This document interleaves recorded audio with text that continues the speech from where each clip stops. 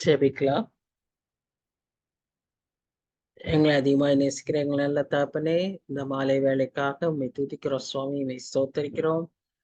இதோ இந்த நாளிலும் கூட ஆண்டவரே, நாங்கள் உம்முடைய பாதத்துல நல்ல பங்கை தெரிந்து கொண்டவர்களாய் 1 மணி நேரத்தை கழிக்க, சுவாமி உம்முடைய வசனங்களை தியானிக்க, இந்த பிரசனத்தில் இருக்க எங்களுக்கு நீர் கொடுத்திருக்கிற இந்த சிலாக்கியத்துக்காக நன்றி செலுத்துகிறோம். இம்மட்டுமா எங்கள் ஜீவன் சுகம் பெற தந்து சுவாமி எங்களை வழிநடத்தி வந்த கிருபைகளுக்காக நன்றியோடு உம்மை துதிக்கிறோம் சுவாமி. இதோ இப்பொழுதும் நாங்கள் தியானிக்க இருக்கிற அந்த 10ஆம் அதிகாரத்தை எங்களுக்கு பிரயோஜனமாக்கி தாரும். ஆவியானவர் தாமே பொறுப்பேற்றுக் கொள்ளும் சுவாமி. எங்களுக்கு கற்றுத்தாரும். நாங்கள் கற்றுக்கொள்கிறவர்களை அபியாசிக்கவும் எங்களுக்கு உதவி செய்யும். தகப்பனே, எங்களோடு இரும் சுவாமி. வழி நடத்தும், தடைகளை மாற்றி போடும். வர இருக்கிறவர்களை சீக்கிரமாய் அழைத்து வாரும்.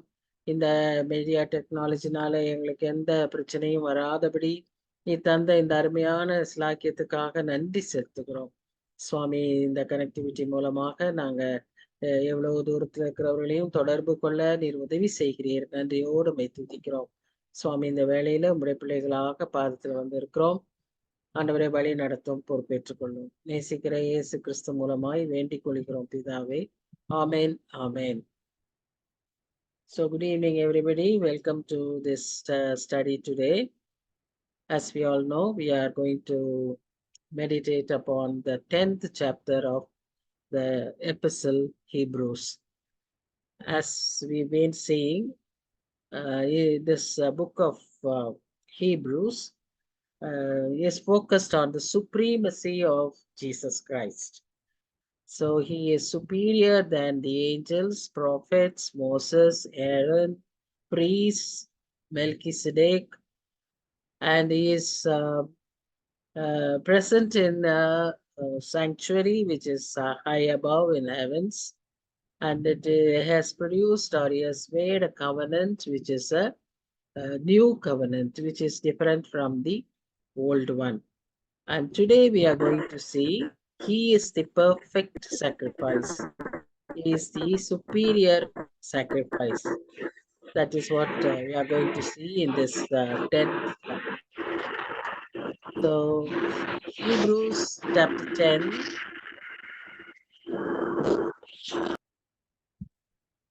Hebrews chapter 10 deals with the sacrifice of Jesus. It explains the sacrifice of Jesus.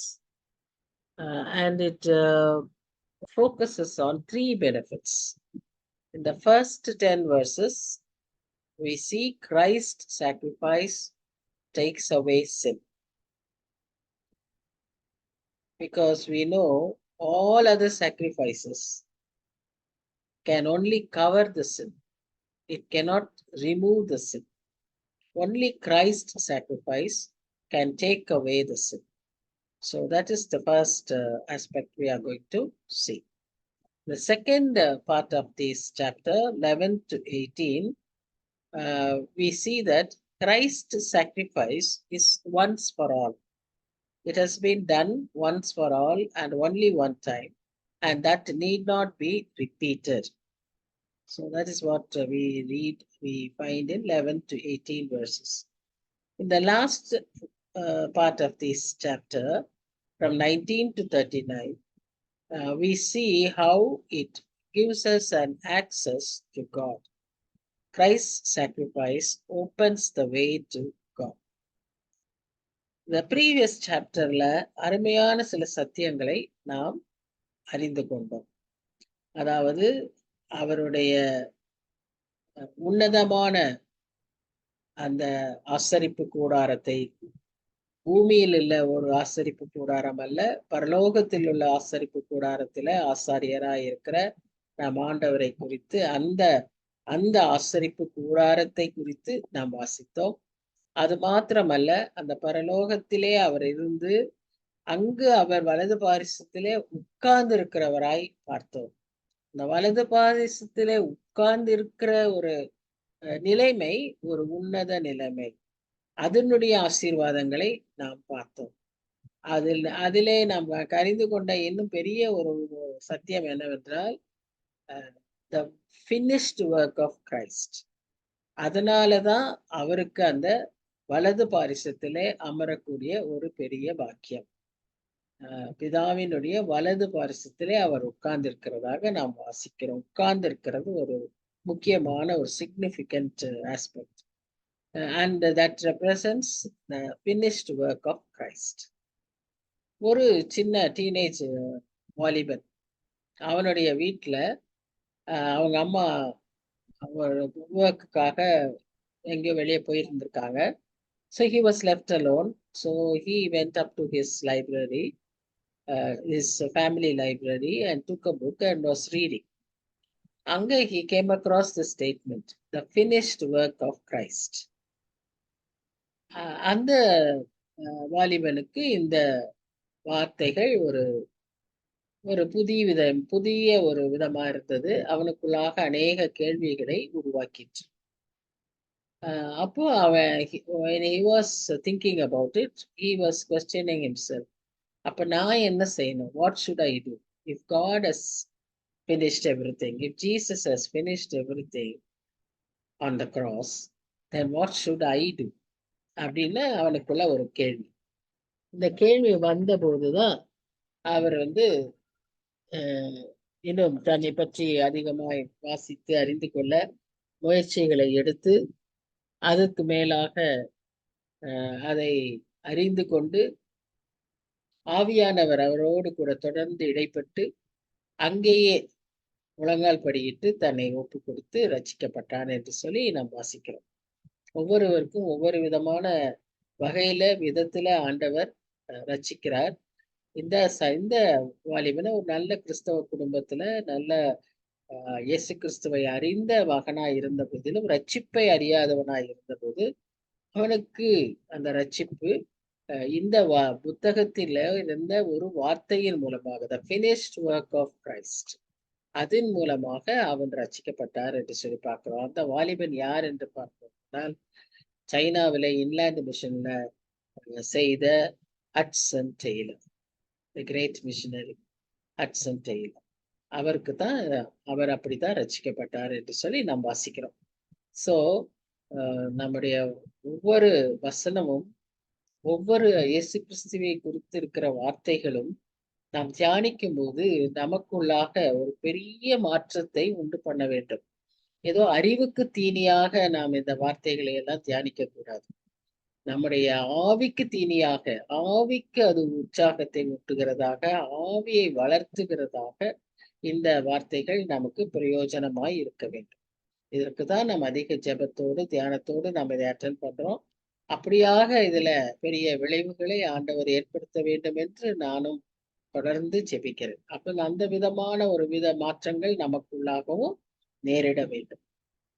இப்போ இந்த 10ஆம் அதிகாரத்துல முதல் 4 வசனங்கள் எதை குறித்து பேசுகிறது என்று சொல்லி பார்த்தோம்னால் அது பாவத்திற்கு எப்படி ஒரு பலி, இந்த பாவத்திற்கு பலியை செலுத்திதான் ஆக வேண்டும். ஆனா இந்த பலிக்கு இவர்கள் இதுவரை செலுத்தியிருந்த பலிகள் பாவத்தை நிவர்த்தி செய்ய மாட்டாதே. So we need the need for a better sacrifice. அதுதான் நம்ம இந்த முதல் 4 வசனங்கள்ல பார்க்கிறோம். ஏன்னா இதுவரை செய்த எந்த பலிகளும் பூரணப்படுத்தவில்லை. It was not perfect. It was not, it has not fulfilled every aspect. So there is a lack, there is a deficiency. அப்படியானால் இப்போ அந்த பலி பத்தாது, நமக்கு வேற பலி தேவை என்பதை நாம் பார்க்கிறோம். சோ இந்த முதல் உடன்படிக்கையாகட்டும், பழைய ஆசரிப்பு பலிகளாகட்டும், இவைகள் எல்லாம் அந்த புதிய உடன்படிக்கைக்கும் புதிய கிறிஸ்து இயேசுவின் அந்த பரிசுத்த பலிக்கு ஒரு நிழலாட்டமாகத்தான் இருக்கு, ஒரு நிழலாட்டம். ஸோ இப்ப ஒரு நிழல் it will not give you all the features. அது அப்படி ஒரு உருவமா தெரியுமே ஒழிய அது யாரு எவரு கண்ணாடி போட்டிருக்காங்களா இல்லையா அது எப்படின்னு நிழல்ல பார்த்து உங்களால ஒன்றுமே கண்டுபிடிக்க முடியாது. ஏன்னா it doesn't give you the details, it just is a shadow. அது மாதிரி தான். So it is not perfect. The old covenant, the previous sacrifices, all these are only the what should I say, shadow of the true image that Jesus sacrificed on the cross. அதனால நியூபல் என்ன சொல்றாருன்னா, the law is called a shadow and not the very image of the things. It is not an icon. An image or icon is like a good photograph which reveals features and facts accurately. So இது நாம விளங்கி கொள்ளணும். இதனால தான் there was a need for another sacrifice. So the writer of the Hebrews இதை திரும்ப திரும்ப நமக்கு இதை சொல்லிக்கிட்டே இருக்காரு. நாம் இதை பற்றி ஏற்கனவே வாசித்துட்டோம். 8ஆம் அதிகாரத்துல பழைய உடன்படிக்கையை பார்த்தோம். 7ஆம் 6ஆம் 5ஆம் அதிகாரங்களில ஆசரிப்பு முறைமைகளை பார்த்தோம். திரும்பவும் இந்த அதிகாரத்திலும் அதை மறுபடியுமாய் சொல்லுகிறார். ஏன்னு சொன்னா கிறிஸ்து இயேசு தான் பெர்ஃபெக்ட் சாக்ரிஃபைஸ் என்பதை அவர் சொல்ல விரும்புகிறார். அதனால animal sacrifices could not solve the sin problem. அது வந்து கவர் தான் பண்ணது. whereas and it has to be repeated again and again, which is only giving us a reminder of sins. It is telling you that you are a sinner. It is telling you that this is wrong, this is a sin. But it does not tell you how to remove this sin. Whereas the work of Jesus on the cross takes away sin. All the others are reminders of sin. But Jesus Christ's work is the one that is removing the sin and it is giving way towards God. So இதுதான் நாம அதிகமாய் பார்க்க வேண்டிய ஒரு காரியம். பார்க்லேங்கிறவர் என்ன சொல்றாருன்னா, all they are is a reminder of sin. அதாவது old sacrifices, so far from purifying a man, they remind him that he is not purified and that sin still stand between him and God. இதை வந்து அது நல்லா நமக்கு உணர்த்துது. பழைய sacrifices, கவனன், உடன்படிக்கைகள் எல்லாம், அந்த சட்டங்கள், இவைகள் எல்லாம் நமக்கு என்ன நியாய பிரமாணங்கள் எல்லாம் என்ன நமக்கு அறிவுறுத்துதுன்னா, that we are sinners and we have our sin stands between us and God, we cannot reach God அப்படிங்கிற உண்மையை சொல்லுதே ஒழிய how to reach God, how to remove this sin, அதை அது சொல்லவில்லை. ஆனா அதை தான் யார் செய்தா? ஆண்டவராகிய இயேசு கிறிஸ்து அவருடைய தியாக பலியினால, சிலுவையில அவர் செய்த அந்த சாக்ரிஃபைஸ்னால நமக்கு அது கிடைக்கப்பட்டது என்று சொல்லி நாம் அதை பார்க்கிறோம். அதே போல பார்க்லே இன்னொன்னு சொல்றாரு, there was a kind of priestly treadmill of sacrifice. Repeatedா திரும்ப திரும்ப treadmill of sacrifice. There was no end to this process and it left men still conscious of their sin and alienated from God. பிதாவின் இடத்துல அவர்களை பிரித்த நிலைமையே தான் இன்னும் இருக்கிறது. அவர்களுடைய பாவங்கள் திரும்ப திரும்ப அதற்காக பலிகளை செலுத்தி வருஷந்தோறும் நாள்தோறும் அவர்கள் பலிகளை, பலவிதமான பலிகளை நம்ம வாசிக்கிறோம். லேவியராகமோ உபாகமோ இங்கெல்லாம் நம்ம வாசிக்கிறோம். பாவநிவர்த்திக்கான பலி, தகன பலி, போஜன பலி, இப்படி பலவிதமான பலிகளை அவர்கள் செய்து, குற்ற நிவாரண பலி, இப்படியெல்லாம் செய்து கொண்டே இருக்கிறார்களே ஒழிய, ஆனா அவர்களுக்கு இன்னும் பிதாவின் இடத்தில் சேரக்கூடிய ஒரு பியூரிஃபிகேஷன் அவர்களுக்கு கிடைக்கவில்லை. ஆனா இயேசு கிறிஸ்துவனுடைய செய்கையினால, completed work of Christனால we are justified, we are sanctified and we expect to be glorified. We have a hope, we have a future. Every believer has a future, a sanctuary in heaven. Every believer has a savior in heaven. Every believer has a citizenship in heaven. Every believer has his treasures in heaven. There is a hope for a believer. So the true believer walks by faith and not by sight. So this is the important difference that we have between the old covenant and the new covenant. And this explains to us the need for the sacrifice of Lord Jesus Christ on the cross. A better sacrifice is needed. அந்த பழைய sacrifices இந்த உரிமைகளை எல்லாம் நமக்கு தரவில்லை. இந்த சிலாக்கியங்கள்லாம் நாம எப்படி பெற்றுக்கொண்டோம்? இயேசு கிறிஸ்துவின் நிறைவான பூரண பலியினாலே நாம் அதை பெற்றுக்கொண்டோம். இப்ப 5 7 வசனங்களை நம்ம என்ன வாசிக்கிறோம்? ஆகையால் அவர் உலகத்தில் பிரவேசிக்கும் போது பலியையும் காணிக்கையையும் நீர் விரும்பவில்லை, ஒரு சரீரத்தை எனக்கு ஆயத்தம் பண்ணினீர். சர்வாங்க தகன பலிகளும் பாவ நிவாரண பலிகளும் உமக்கு பிரியமானதல்ல என்றீர். அப்பொழுது நான், தேவனே, உடைய சித்தத்தின்படி செய்ய இதோ வருகிறேன், புஸ்தக சுருளில் என்னை குறித்து எழுதியிருக்கிறது என்று சொன்னேன் என்றார். This is a quotation from Psalm 40, 6-8. தாவீதினுடைய சங்கீதத்திலிருந்து இதை நாம் வாசிக்கிறோம். அப்போ இங்கே இயேசு கிறிஸ்து அவர் பிதாவின் இடத்துல பேசுகிறதை போல அங்க நம்ம பார்க்கிறோம்.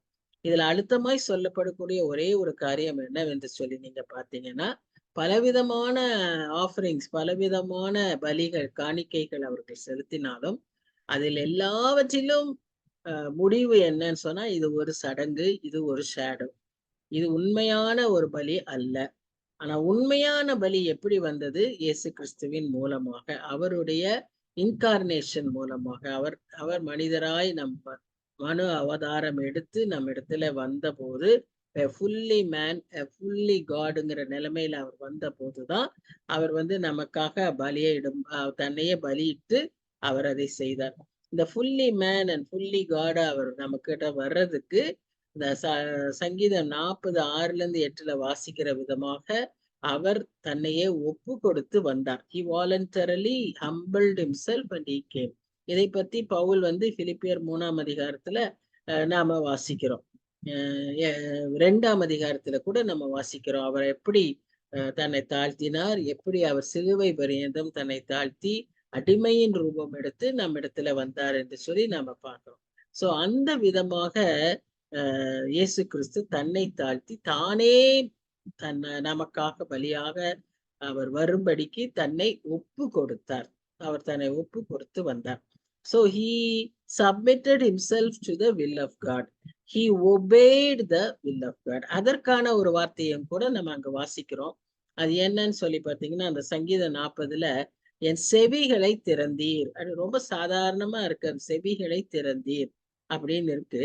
பட் அதனுடைய இன்னர் மீனிங் என்ன சொல்றாங்கன்னா, இவ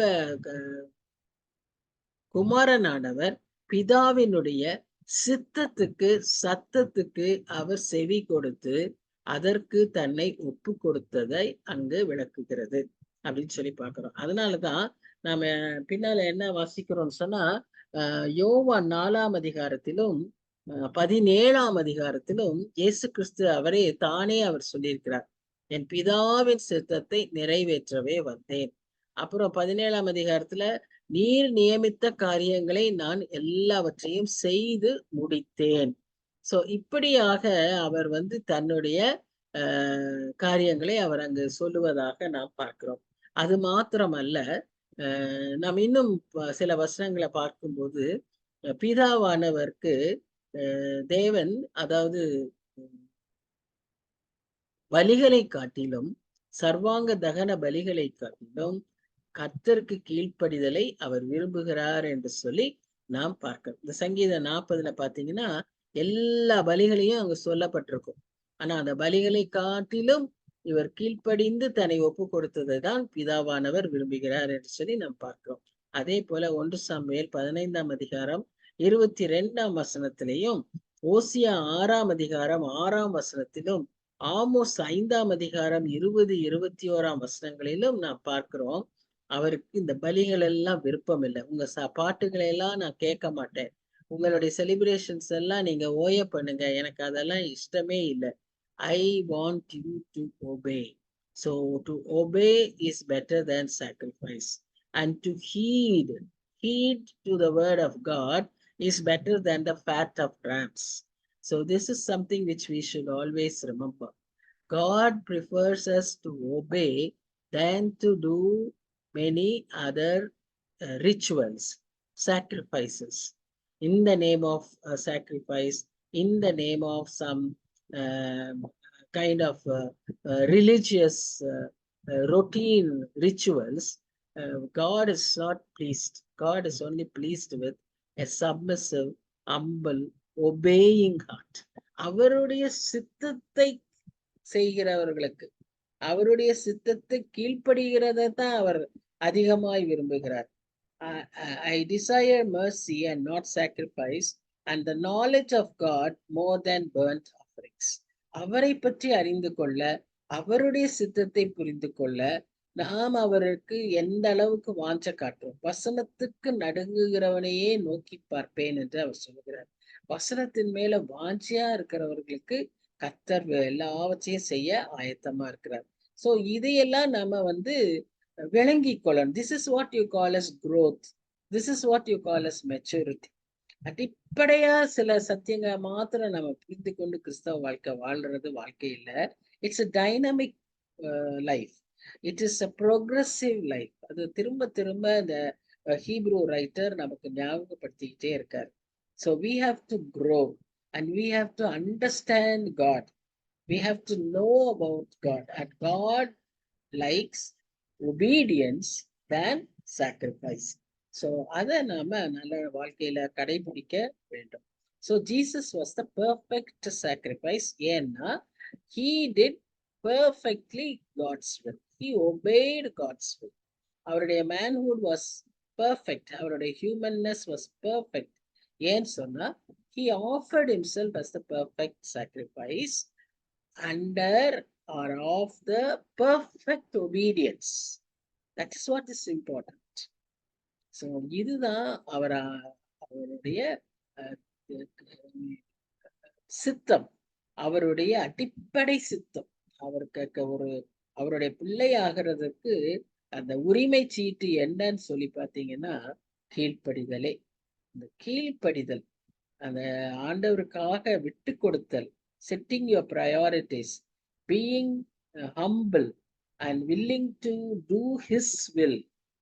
இதுதான் ஆண்டவர் எதிர்பார்க்கிற காரியம். நம்மிடத்தில் அவர் எதிர்பார்க்கிறது இதைத்தான் அவர் எதிர்பார்க்கிறார். சோ இதை நாம் செய்கிறவர்களாய் நாம் காணப்பட வேண்டும்.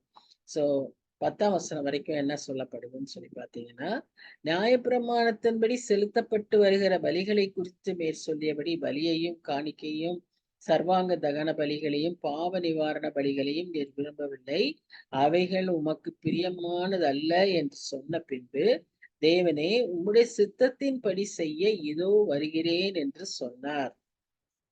So he was willing to obey. இரண்டாவதை நிலைநிறுத்துவதற்கு முதலாவதை நீக்கி போடுகிறார். So to establish a new covenant, he removed the first covenant because the first covenant could not be fulfilled. It was not perfect. It did not complete its work. So for the completion and perfection, நம்ம யோவான் 10ஆம் அதிகாரம் 10ஆம் வசனத்துல பார்க்கிறோம். நான் அவர்களுக்கு ஜீவனை கொடுக்கவும் அவர்கள் பரிபூரணப்படவும் வந்தேன். நமக்கு ஆண்டவர் எல்லாவற்றையும் பரிபூரணமாய் செலுத்த செய்ய வருகிறார். அரைகுறையா அவர் ஒருபோதும் செய்ய மாட்டார். நம்ம ஆசீர்வதிக்கிறதும் ஒரு பூரண ஆசீர்வாதம் தான் செய்வோம். நமக்கு கொடுக்கிற எல்லா ரட்சிப்பும் ஒரு பூரண ரட்சிப்பா இருக்கும். நமக்கு கொடுக்கிற உன்னத ஆசீர்வாதங்கள், ஆவிக்குரிய அனுபவங்கள் எல்லாம் பூரணமாய் இருக்கும், குறைவானதா இருக்காது. அதற்காக குறைவானதை அவர் இங்கே நீக்கி போடுகிறார் என்று சொல்லி பார்க்கிறோம். இயேசு கிறிஸ்துவனுடைய சரீரம் ஒரே தரம் பலியிடப்பட்டதனால அந்த சித்தத்தின்படி நாம் பரிசுத்தமாக்கப்பட்டிருக்கிறோம். இதுதான் நம்ம முக்கியமா தெரிந்து கொள்ள வேண்டிய இன்னொரு சத்தியம். அதாவது ஒரே தரம் பலியிடப்பட்டது. இந்த காரியத்தை நம்ம எப்பொழுதும் ஞாபகம், நம்ம அறிக்கைகள் எல்லாம், விசுவாச அறிக்கைகள் எல்லாம், இது all our creed of faith be profess that, அதை நாம ஞாபகத்துல வைத்துக் கொள்ளணும். அதை அர்த்தத்தோடு சொல்லணும். ஒரே தரம் பலியிடப்பட்டதுனால அந்த சித்தத்தின்படி நாம் பரிசுத்தமாக்கப்பட்டிருக்கிறோம். So it is based on faith and faith in action. Jesus' submission to God, the Father's will, had its ultimate fulfillment in his obedience to the cross. This desire to do God's will was shown in Garden of Gethsemane and fulfilled at the cross. அங்க ஒரு மனிதராக அவருடைய போராட்டத்தை அங்க நம்ம பார்க்கிறோம். அந்த வியாகுலத்தை நாம் பார்க்கிறோம். அந்த வேர்வையே ரத்தமாய் வருகிற அளவுக்கு அவருக்கு அவ்வளவு mental agony and pressure by being separated from his father. அந்த செப்பரேஷன் அவரால் தாங்கிக் கொள்ளவே முடியல. ஆனாலும் உம்முடைய சித்தத்துக்கு நான் விட்டு கொடுக்கிறேன், உம்முடைய சித்தத்தையே நான் செய்ய விரும்புகிறேன் என்று சொல்லி அவர் தன்னையே பலியாக உலகத்தின் பாவத்தை, எல்லா பாவத்தையும் அவர் ஏற்றுக்கொண்டார், எல்லாருடைய பாவத்தையும் ஏற்றுக்கொண்டார், எக்காலத்துக்குரிய பாவத்தையும் அவர் ஏற்றுக்கொண்டார். So once you are saved, you are saved. அந்த condemnationக்கு you are escaping. No condemnation to you. But after that, you have to be sanctified, purified. அந்த காண்டம்னேஷன் இல்லாததுனால அவர் உங்களுக்கு ஒரு நீதியை தருகிறார். He imputes his righteousness. He justifies you. So after that, it is our duty to remain faithful to God and hope for our glorification. So all the three tenses of salvation was fulfilled at the cross. அதுதான் அந்த perfect sacrifice உடைய பெரிய ஒரு ஆசீர்வாதம். Penalty, power and presence of sin has been totally defeated at the cross. The sacrifice of Jesus was determined before the foundation of the world. இதுதான் இன்னும் ஒரு பெரிய ரகசியம். இந்த உலகத்தை அவர் சிருஷ்டிப்பதற்கு முன்பாகவே இயேசு கிறிஸ்துவினுடைய பலியை அவர் இப்படியாக அவர் தன்னையே பலியாக செலுத்த வேண்டும் என்பதை ஏற்கனவே அவர் பிதாவானவர் நிர்ணயித்து வைத்திருந்தார். It was determined. Yet it was still an act of his will to submit to the incarnation and the cross at the appointed time. இதுதான் நம்முடைய வாழ்க்கையிலும் நம்மை குறித்து ஒரு பெரிய சித்தம், தேவனுடைய திட்டம் உண்டு. ஆனா அதை இயேசு கிறிஸ்து எப்படி அவர் தன்னை கீழ்ப்படுத்தி தன்னை ஒப்பு கொடுத்து அவர் எப்படி அந்த பிதாவினுடைய சித்தத்தை செய்தாரோ அதை போலவே நம்முடைய வாழ்க்கையிலும் தேவனுடைய சித்தத்தை நாம் நிறைவேற்ற அழைக்கப்படுகிறோம். நம்ம எல்லாருக்கும் ஒரு பொதுவான சில சித்தங்கள், தேவனுடைய திட்டங்கள் நம்முடைய வாழ்க்கையில உண்டு. அதே போல தனிப்பட்ட விதத்துல நம்ம ஒவ்வொருவருக்கும் personally we have certain expectation, purposes of God in our lives, his will in our lives. இதை நாம் விளங்கிக் கொள்ள வேண்டும்.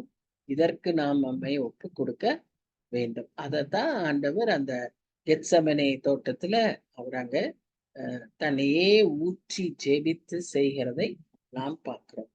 So our sanctification, that is our being set apart to God, is founded on the will of Jesus and not our own will. It is founded on the offering of Jesus and not on our own offering or sacrifices for God. This also we should remember. கிரியையினால் அல்ல, கிருபையினாலே, கர்த்தருடைய ஈவினாலே நாம் பெற்றுக்கொண்டது ரட்சிப்பு. So நாம் ரட்சிப்பை அப்படிதான் பெற்றிருக்கிறோம். நமக்கு நம்முடைய கிரியைகளினாலேயோ, நம்முடைய பரிசுத்தத்தினாலேயோ, நம்முடைய தாழ்மையினாலேயோ, நம்முடைய காரியங்களினாலேயோ நாம் அதை பெற்றுக்கொள்ளவே முடியாது. நாம் அதை பெற்றுக்கொள்ள வேண்டுமானால் நாம் நம்மை நாமே ஒப்பு கொடுத்து, நம்மை நாமே தாழ்த்தி, அவருக்கு நம்மை பலியாக செலுத்த அழைக்கப்படுகிறோம். சோ அது அப்பதான் நம்ம என்ன செய்ய முடியும், அந்த சாங்டிபிகேஷனுக்கு நாம வர முடியும். அந்த பிரித்தெடுத்து ஆண்டவருக்காக நம்மை பிரித்தெடுக்கிற ஒரு காரியம். நம்முடைய எந்த செயலும் அதை நமக்கு அது தராது. இயேசு கிறிஸ்து நமக்காக the perfect completed work of Christ on the cross, that is the one which has gained us this purification, salvation as well as sanctification.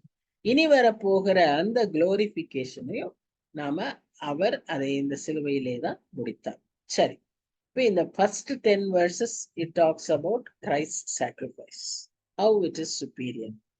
than the other sacrifices. What the other sacrifices could not do, what the other sacrifices could not give us, the Christ sacrifice gave us. இப்ப 11ல இருந்து 18 வரைக்கும் அது உள்ள வசனங்கள் என்ன அப்படின்னு நம்ம பார்த்தோம்னா, அன்றியும் அதாவது இந்த sacrifice how it need not be repeated அப்படிங்கிறது தான் இங்க நம்ம பார்க்கணும். எந்த ஆசாரியனும் நாள்தோறும் ஆராதனை செய்கிறவனாயும் பாவங்களை ஒரு கால நிவர்த்தி செய்யக்கூடாத ஒரே வித பலிகளை அநேகத்தை செலுத்தி வருகிறவனாயும் நிற்பான். இவரோ பாவங்களுக்காக ஒரே பலியை செலுத்தி என்றென்றைக்கும் தேவனுடைய வலது பாரிசத்தில் உட்கார்ந்து இனி தம்முடைய சத்துருக்களை தமது பாதப்படியாக்கி போடும் வரைக்கும் காத்து கொண்டிருக்கிறார். ஏனெனில் பரிசுத்தமாக்கப்படுகிறவர்களை ஒரே பலியினாலே இவர் என்றென்றைக்கும் பூரணப்படுத்தி இருக்கிறார். இனி அவருக்கு பூமியில செய்ய வேண்டிய வேலை எதுவுமே அல்ல. அவர் எல்லாவற்றையும் செய்து முடித்து விட்டார். நாம் செய்யக்கூடிய காரியத்திற்காக, நமக்கு உதவிக்காக he had already sent a comforter, he had already sent a helper, he has already sent an intercessor for us. So அவர் நமக்கு எல்லாவற்றையும் சொல்லி கொடுப்பார். அவர் தான் பரிசுத்த ஆவியானவர். அவர் நமக்கு எல்லாவற்றையும் சொல்லி கொடுப்பார். இவர் என்ன செஞ்சுக்கிட்டு இருக்காரு? இவர் எல்லா பலியையும் செலுத்திட்டு இட்டர்னலா என்றென்றைக்கும் எவர்லாஸ்டிங்கா தேவனுடைய வலது பாரிசத்தில் உட்கார்ந்து, see that is so very important, significant. அது மாத்திரம் அல்ல, அங்க எதற்கு காத்திருக்கிறாரு?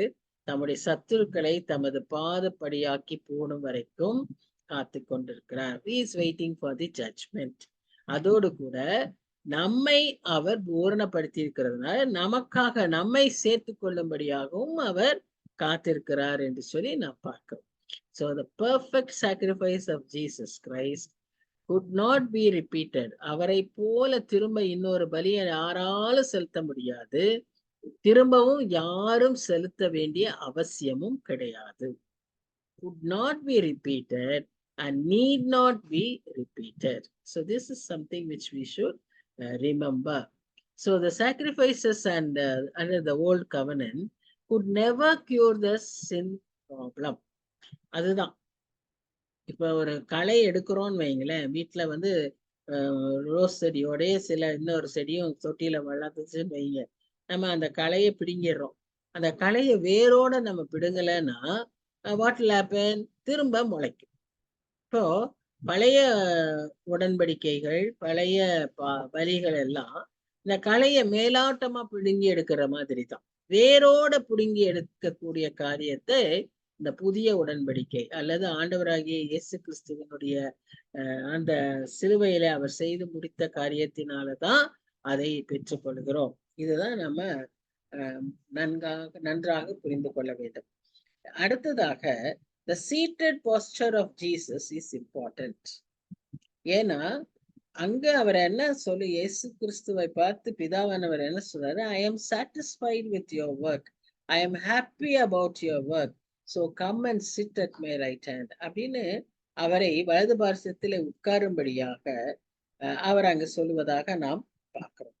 So every day all the other priests have to offer sacrifices, and since God has poured himself as a sacrifice on the cross, he is enjoying the liberty of sitting next to his father. அதுதான் அங்க பெரிய ஒரு காரியம். இப்ப அங்க sitting next to his father, Jesus Christ is not simply idly sitting there. He is sitting and interceding for his people. He is doing a ministry there. இதைத்தான் நாமும் எப்பொழுதும் ஞாபகத்தில் வைக்க வேண்டும். கிறிஸ்தவ வாழ்க்கையில நம்ம ரட்சிக்கப்பட்டுட்டோம்னு சொல்லிட்டு நாம என்ன செய்திட முடியாது. அப்படியே நாம ஒரு ஸ்டாக்னன்ட் லைஃப்ல இருக்க முடியாது. அதனாலதான் நமக்குள்ள வளர்ச்சி இருக்கணும், நமக்கு மெச்சூரிட்டி இருக்கணும், நமக்கு ரெஸ்பான்சிபிலிட்டி இருக்கணும். நாம தொடர்ந்து பொறுப்போடு காரியங்களை நாம் வரும் வரை செய்ய அழைக்கப்படுகிறோம். இது எல்லாருக்கும் உரிய அழைப்பு. இது ஏதோ ஒரு பர்டிகுலர் குரூப் ஆஃப் பீப்புள், அதெல்லாம் பழைய உடன்படிக்கையோட முடிஞ்சிருச்சு. இந்த புதிய உடன்படிக்கையில each and every child who has been cleansed by the blood of God shares his responsibility. So அங்க இங்க நம்ம என்ன பார்க்கிறோம்? he is ministering for his people through intercession. அங்க அவருடைய வேலை அதுதான். அதற்காகத்தான் அவர் அங்க உட்கார்ந்து வலது பார்சத்திலே உட்கார்ந்து இருக்கிறார் என்று சொல்லி நம்ம பார்க்கிறோம். ஸ்பர்ஜன் அவர் ஒரு சின்ன விதமா சொல்றாரு. என்னன்னா, after he had offered one sacrifice for sins forever, sat down at the right hand of God.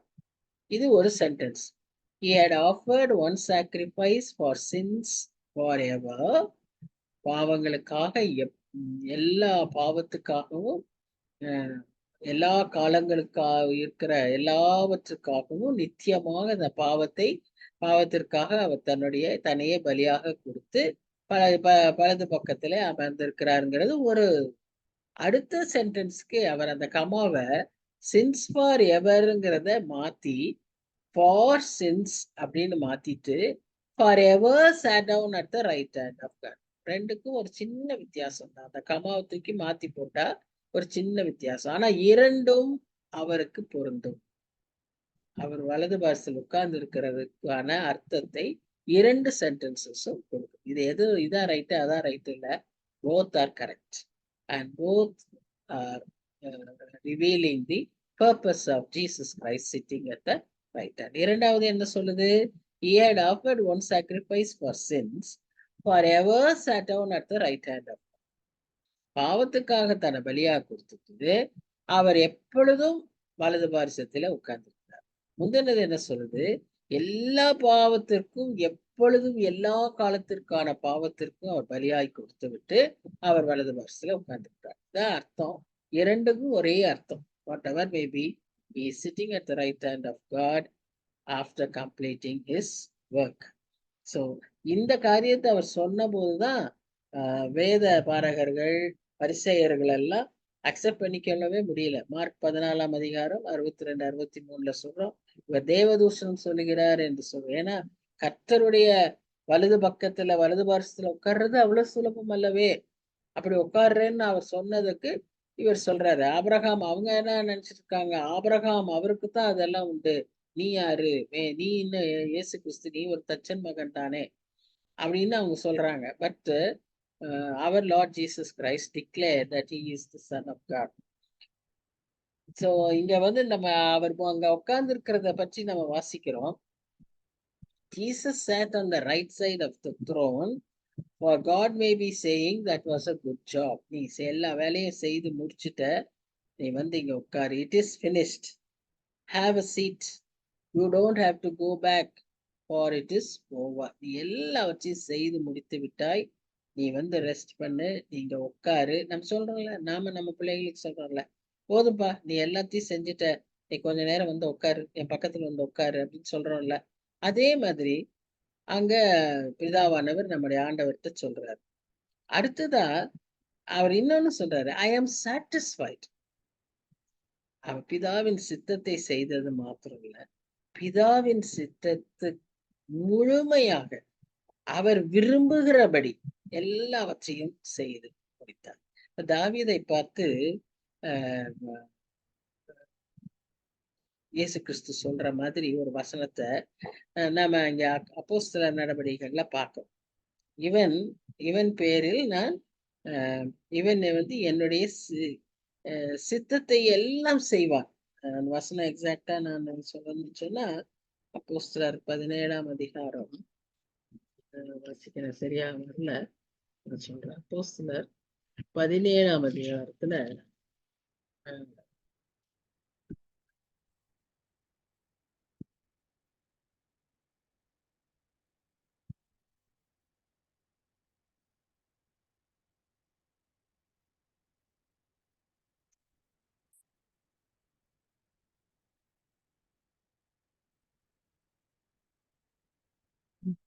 13ஆம் அதிகாரம், சாரி 13ஆம் அதிகாரத்துல நம்ம என்ன வாசிக்கிறோம்னா, ஈசாயின் குமாரனாகிய தாவீதை என் இருதயத்துக்கு ஏற்றவனாக கண்டேன், எனக்கு சித்தமானவைகளை எல்லாம் அவன் செய்வான்.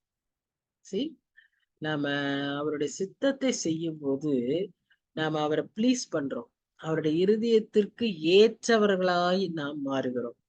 அதத்தான் நம்ம தாவீது அவருடைய வாழ்க்கையில சங்கீதம் 146ன்னு நினைக்கிறேன். சங்கீதம் 146ல ஒரு ஜெபமாய் அவர் அதை சொல்வதை நாம பார்க்கிறோம். காலைதோறும் எழும்பி அந்த ஜெபத்தை நாமும் கூட ஒவ்வொருவரும் அப்படி செய்யணும்.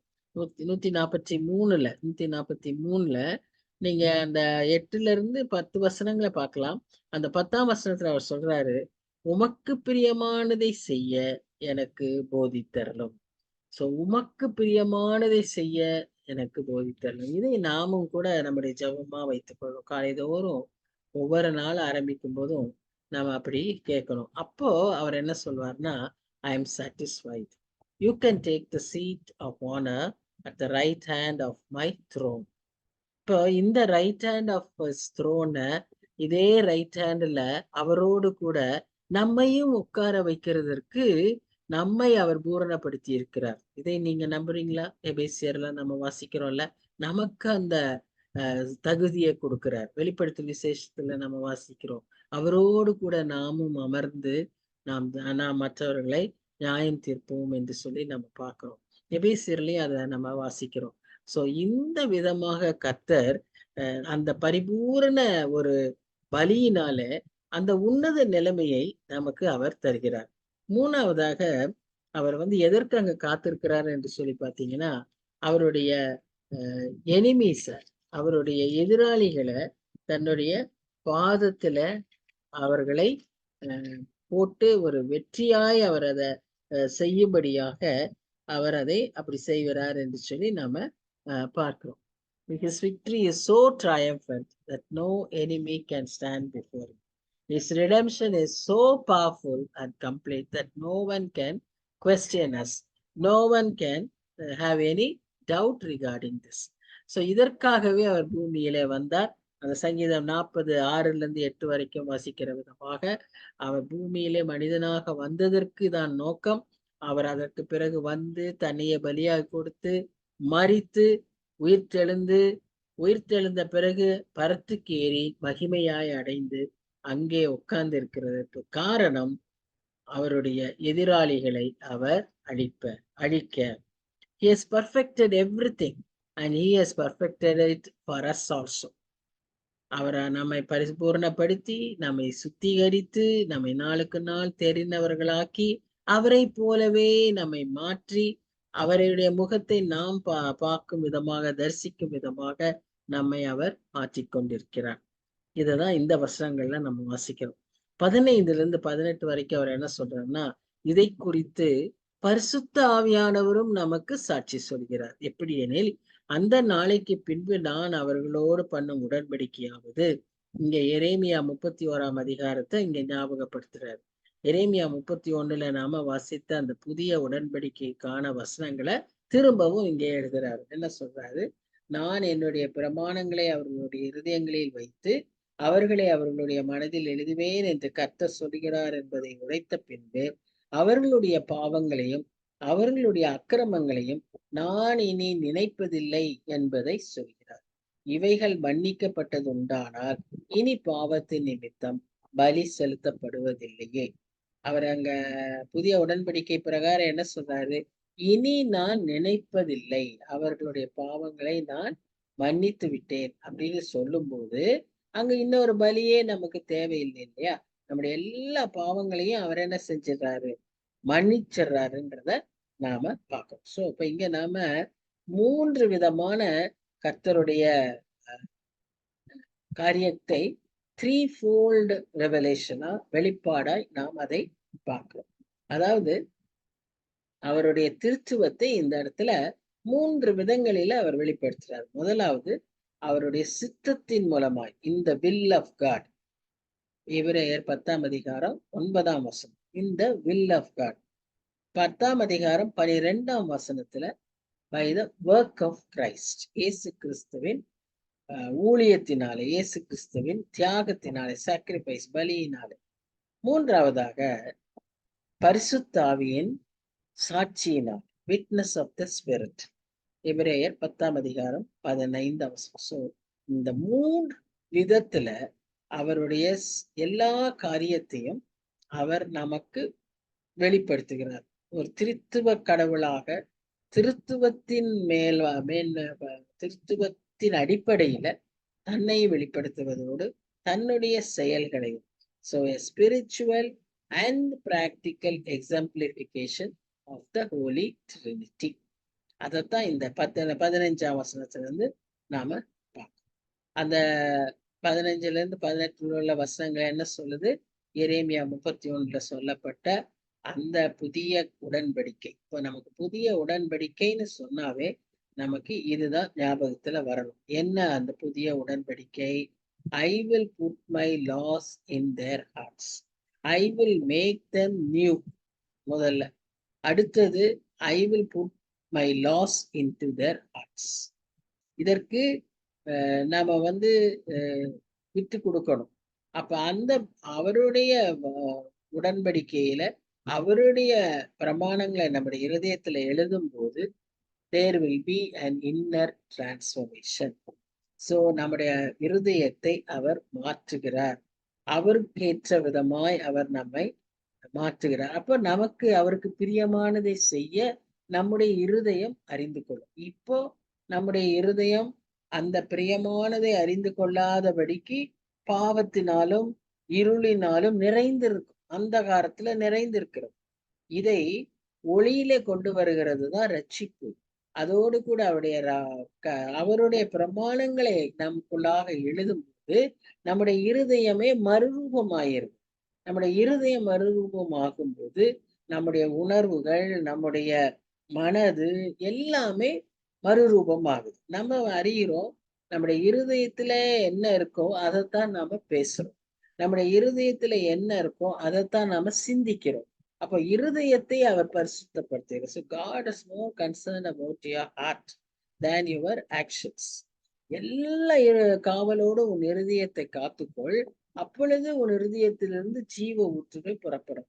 So what we should do is we must see that our heart is pure.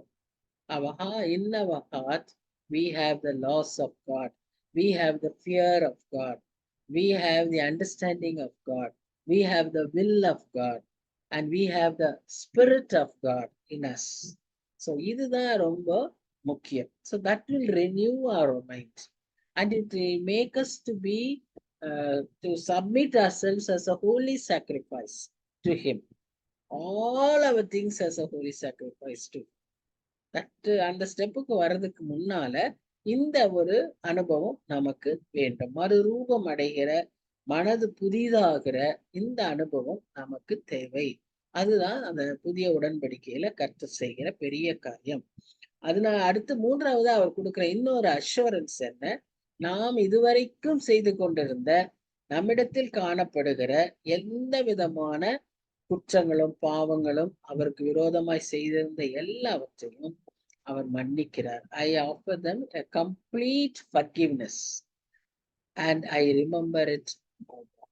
So we are also இந்த புதிய உடன்படிக்கையின் பிள்ளைகளாய் நாம் இருக்கும்போது we are also expected to exemplify the same in our lives. மற்றவர்களுடைய குற்றங்களை நாம் மன்னிக்கவும் அதை மறக்கவும் அழைக்கப்படுகிறோம். அவர் நமக்கு எப்படி மன்னிக்கிறாரோ அதே மாதிரி நாம் மற்றவர்களுக்கு மன்னிக்கணும்னு நம்ம ஜெபிக்கிறோம்.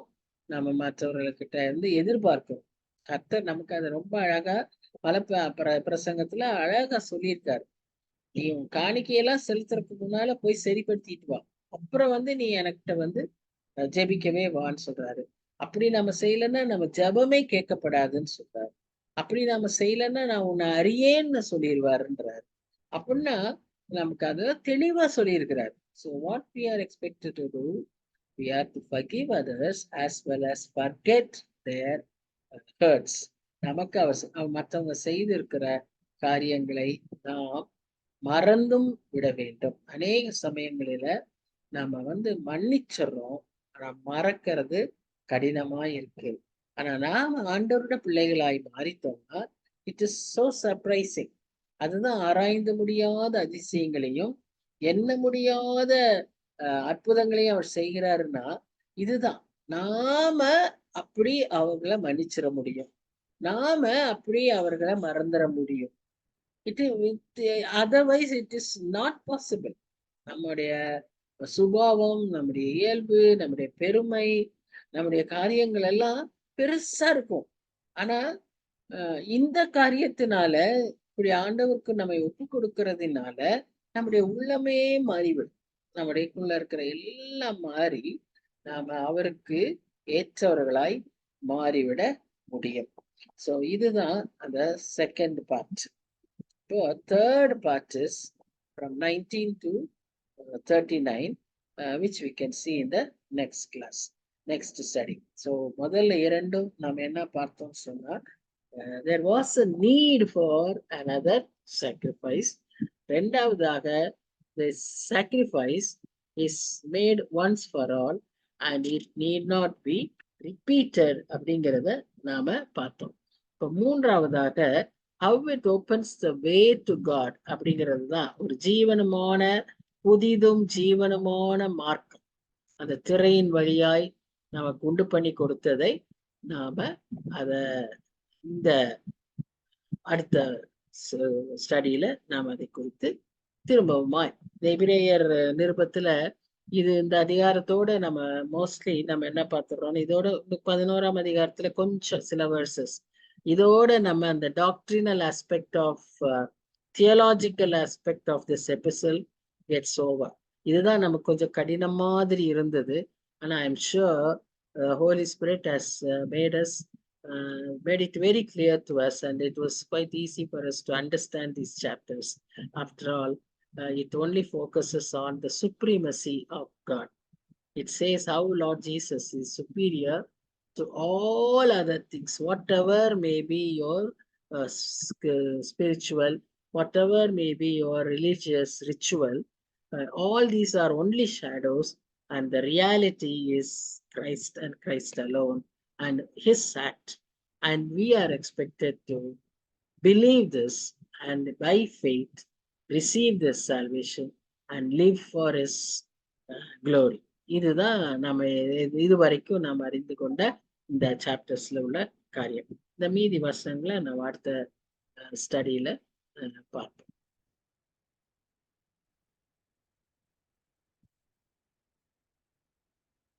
அன்பின் ஆண்டவரே, நன்றி செலுத்துகிறோம் சுவாமி. இதோ இந்த 10ஆம் அதிகாரத்தையும் கூட நாங்க ஆண்டவரே விளங்கி கொள்ள உடைய பூரணமான பெர்ஃபெக்ட் சாக்ரிஃபைஸ், அதுதான் அங்க த்ரஸ்ட் லார்ட். நாங்க அதை விளங்கி கொள்ள your completed work on the cross, அதை புரிந்து கொள்ள ஆண்டவரே இதன் மூலமாய் நாங்க பெற்றிருக்கிற அநேக ஸ்லாக்கியங்களை திரும்பவும் திரும்பவுமாய் அறிவுறுத்தப்பட்ட நீர் எங்களுக்கு கிருபை தந்தீர். நன்றி செலுத்துகிறோம். நீ தந்திருக்கிற இந்த காரியங்களை எல்லாம் நாங்க அப்படியே அசை போட்டு உள்வாங்கி ஆண்டவரே அதன் பிரகாரம் நடக்க எங்களுக்கு உதவி செய்யும். எங்க மனதையெல்லாம் நீர் புதிதாக்கும் சுவாமி. ஆச்சரியமாய் ஒரு பெரிய அற்புதத்தை எங்க வாழ்க்கையில நீ செய்யும். That is the greatest miracle Lord. மற்ற எல்லா அற்புதங்களை காட்டிலும் எங்களுடைய மனதை நீர் மாற்றி அதை சதையாக்கி அதை ஆண்டவரே உமக்கு பிரியமானதை செய்ய நீர் கற்பிக்கிறது, போதிக்கிறது, அதை பரிசுத்தப்படுத்துறது, பூரணப்படுத்துறது தான் ஒரு பெரிய அற்புதமான காரியம் சுவாமி. அதற்கு நாங்கள் விட்டு கொடுக்க, அதற்கு நாங்கள் உண்மை போல கீழ்ப்படிய சுவாமி எங்களுக்கு உதவி செய்யும். நீர் அதைத்தான் விரும்புகிறீர் ஆண்டவரே. அப்படிப்பட்ட உள்ளத்தை தான் நீர் விரும்புகிறீர். நறுங்குண்டதும் நொறுங்குண்டதுமான உள்ளத்தை தான் நீர் விரும்புகிறீர் சுவாமி. ஆம் தகப்பனே, எல்லாவற்றையும் நாங்க உடைத்து போடுகிறோம். All defences, all inhibitions, all that hinders us from you Lord, எல்லாவற்றையும் ஆண்டவரே நாங்க உடைக்கிறோம் சுவாமி. break all the bondages Lord, break all the barriers Lord, liberate us Lord, deliver us Lord. நாங்க அப்படியாய் உம்முடைய பாதத்துல நாங்க அப்படியே விடுதலையோடு புது பிறந்த குழந்தையை போல ஆண்டவரே நாங்க எல்லாவற்றிலும் மாறி நாங்க உம்முடைய சித்தத்தை செய்கிறவர்களாக உம்மை போல முழுமையாய் மாற அந்த பூரணராய் வாழ எங்களுக்கு உதவி செய்யும். எங்களை பூரணப்படுத்தும். காலம் மிக சமீபமாய் இருக்கிறதே சுவாமி. நாங்க உம்மை நோக்கி பார்க்கும்போது, முகமுகமாய் காணும்போது, உண்மை எங்களிலே நாங்கள் உண்மை காணும்படியாக உண்மையிலே நாங்கள் எங்களை காணும்படியான அந்த கிருபையை நீர் தரும்படியாய் செபிக்கிறோம் தகப்பனே. there should be nothing which mars your image, Lord. ஆண்டவரே கிருபை தாங்க. remove everything, Lord. filter everything, Lord. ஆம் சுவாமி, நன்றியோடு உம்மை துதிக்கிறோம், ஸ்தோத்திரிக்கிறோம். வந்திருக்கிற ஒவ்வொருவரையும் நீர் ஆசீர்வதியும் சுவாமி, ஆசீர்வதியும். இவர்களுக்கும் தேவையான எல்லா ஆசீர்வாதங்களையும் இகபர நன்மைகளையும் நீர் கட்டளையிடும்படியாய் உம்மை நோக்கி பார்க்கிறோம். எதிர்பார்த்திருக்கிற காரியங்கள், ஆசீர்வாதங்கள், ஒரு காரியங்கள் முடிவுக்காய் காத்திருக்கிற காரியங்கள், ஆண்டவரை விடுதலைக்காய் காத்திருக்கிற காரியங்கள் எல்லாவற்றுக்காகவும் நாங்கள் உண்மை நோக்கி பார்க்கிறோம். தயவாய் இறங்கி நீ பெரிய ஒரு ஆசீர்வாதத்தை கட்டளையிடும் சுவாமி. குடும்பங்களை ஆசீர்வதியும், தேவைகளை சந்தியும். என்னத்துக்காக உண்மை நோக்கி பார்க்கிறார்களோ அதை பெற்றுக்கொள்கிற ஒரு அனுபவத்தை நீ தாரும் சுவாமி.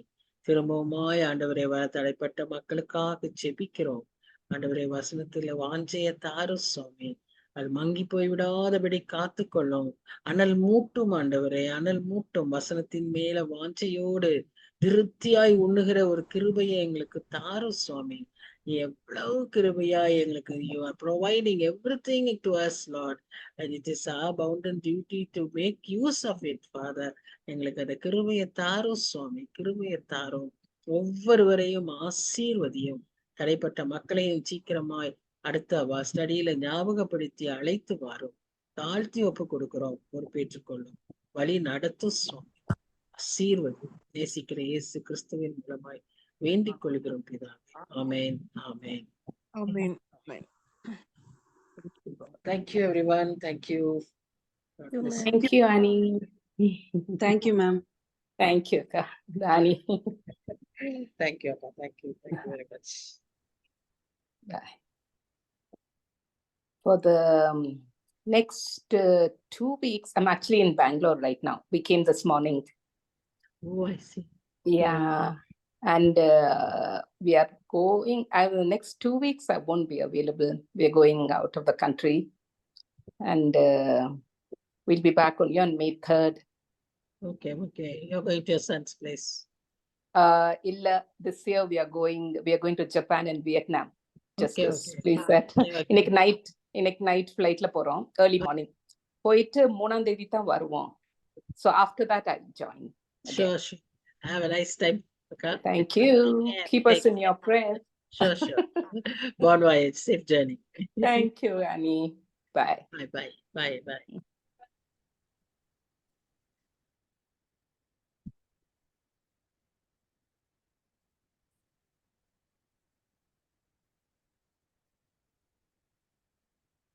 Brinda.